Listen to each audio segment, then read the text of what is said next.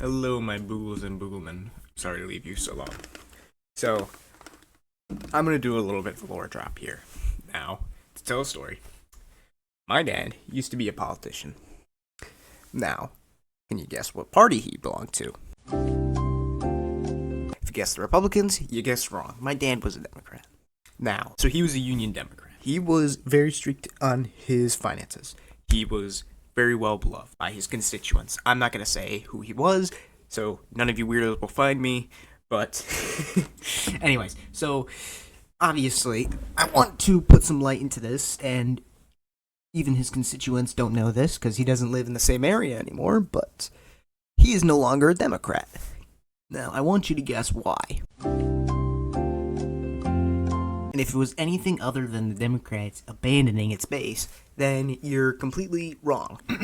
So, sorry to start that video off pretty weird. But I want to talk about this that's really played my mind for a little bit. I don't know what voice to talk in right now.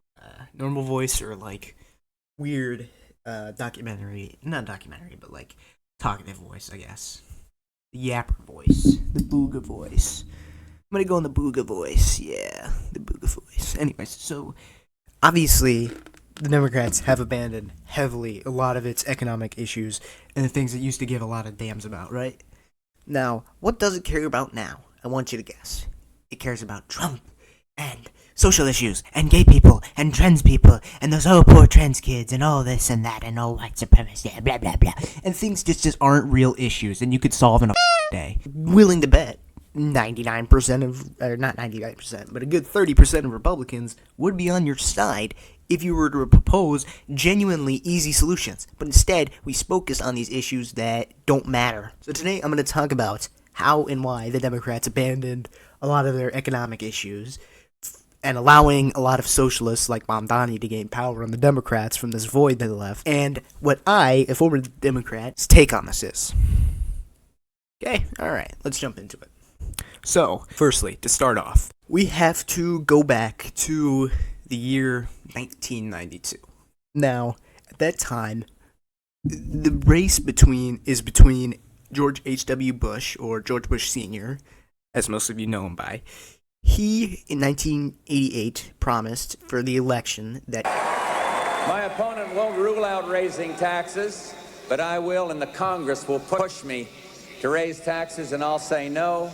And they'll push, and I'll say no, and they'll push again, and I'll say to them, read my lips. No new taxes. In 1989, he proceeds to raise taxes.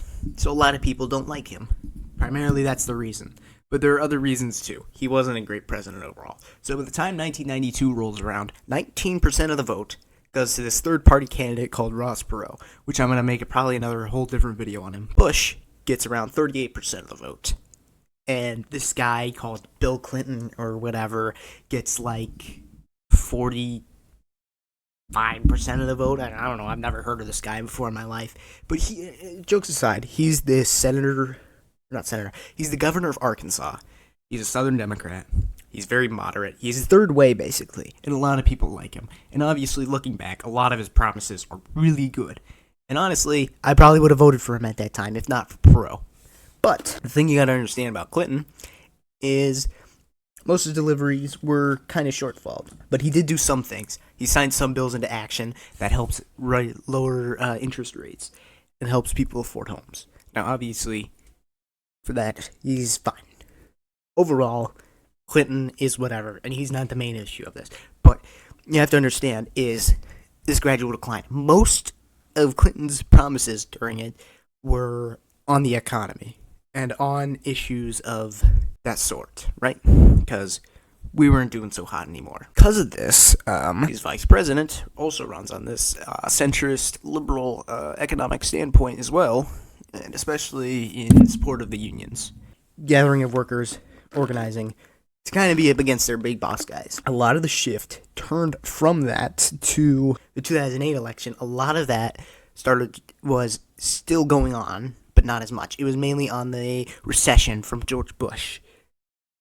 But by the time 2012 rolls around, things have completely changed. The Democrats' now main running point is on social issues. And even Obama is changing his mind on gay marriage. He's not promising much on the economy, and he's really only going on the war in Afghanistan, which most people don't want or care about or whatever, right? Obama still wins because the economy improved a little bit by the end. So Romney gets his beat in the Electoral College. Just a little bit, even though 2 states flipped. Because people are upset with Obama. His promises were so good on free healthcare and all these things. Then we move into 2016 and the 2015 primaries for the Democrats. Then the story kind of shifts. Now, instead of being kind of focused on economics and kind of focused, it completely moves on to social issues. A little bit in the primaries, but very much so in the 2016 election. So, Hillary Clinton runs in 2016. Most of her claims are Donald Trump, he's crazy, he's a psychopath. He hates women and the women revolution, and women need to rise up and elect Kamala Harris, or not Kamala Harris, sorry, but elect Hillary Clinton. As you can see how I'm switching my tone a little from Bill Clinton to Hillary Clinton, there's definitely a lot between the two. Clinton, Billy, Bubba, focused on the economy, which is a good thing, and that's what the president should be focusing on. Hillary focused on the social issues. She cared about the women revolution and women's rights and feminism and all this. And Biden brought back the idea of economics a little more with Build Back Better in his campaign.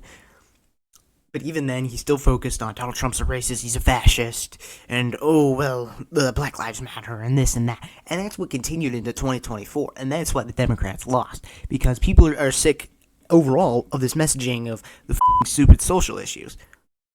I don't care about little Timmy wanting to cut his balls off. I'm sure you don't care either. Guess what? I want to slap an amendment on. You can do it when you're 18. Nobody really cares in between. Whatever the parents, kind of, between a certain ages, right? Overall, nobody really cares. But these issues are still being brought up, and it's such an issue, and all the rights are being taken away because Donald Trump. Just get a life, right? Focus on something that people actually care about. My generation can't afford a house.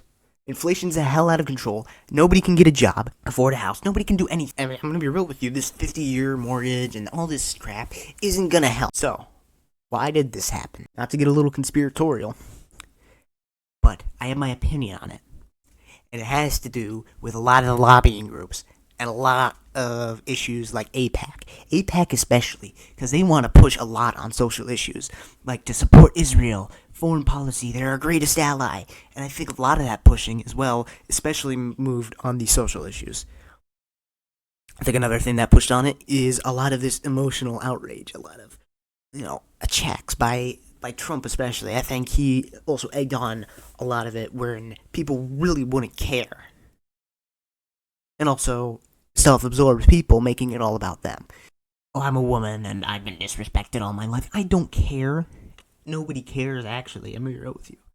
For the most part, the main thing people care about are the economy. And that's why Republicans won so much, and they're going to probably keep winning for the most part.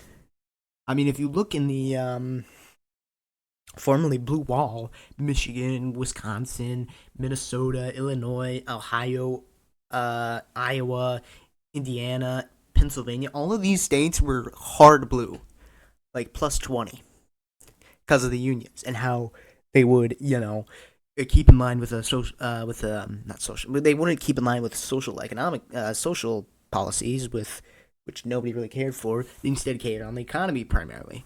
Now let's look at what's happened. The only two remaining blue states from what I mentioned are Minnesota and Illinois, and both of those states are by their social issues now. I mean, look in Minnesota, all they care about is they're outraging over ICE and gay people and the Somali giving gay sex to Somali immigrants or whatever the hell they're doing now. Nobody cares. In the rest of the country, it's a subplot. I mean, I'm not gonna lie to you. Like, obviously, not to be like a stickler. Oh, nobody cares, but there's a time and place for social issues, but at the same time, when it becomes the main deciding factor of pretty much everything, that's all there is, just social issues. To be real with you, at the end of the day, most people are pretty on the same side for the most part. I'd say it's about a good 40-50% of the population that agrees on pretty much the same thing. And then it's like the 50% that's like very radical in between. If that. I think it's more like 60-40. Maybe 75-25 if you really want to go there, but I don't even really believe that. That's kind of too much in my opinion. But even at that, I mean, you're allowing yourself to be kind of controlled here. Am I right or am I wrong here? You're getting controlled by these foreign obstacles, and then that's my reasons for why I think it happened. And I think I've suggested my opinion on this. I've given it. It's stupid. Left wing, I care about the economy. Right wing, I'm socially right wing, but economically left wing. Does that make sense? So I don't care what the Democrats have to say about social issues, because they're wrong.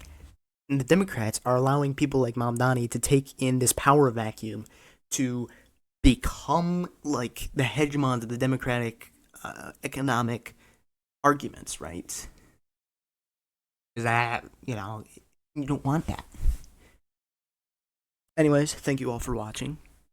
I rant. I'm tired. I'm supposed to. Oh shit! It's 7:30 on Tuesday nights. I gotta get this out. Okay, so thank you for watching. Please subscribe, and remember, do not be socially left wing. Go to church, you heretic. Anyways, so see you on the next one, and peace.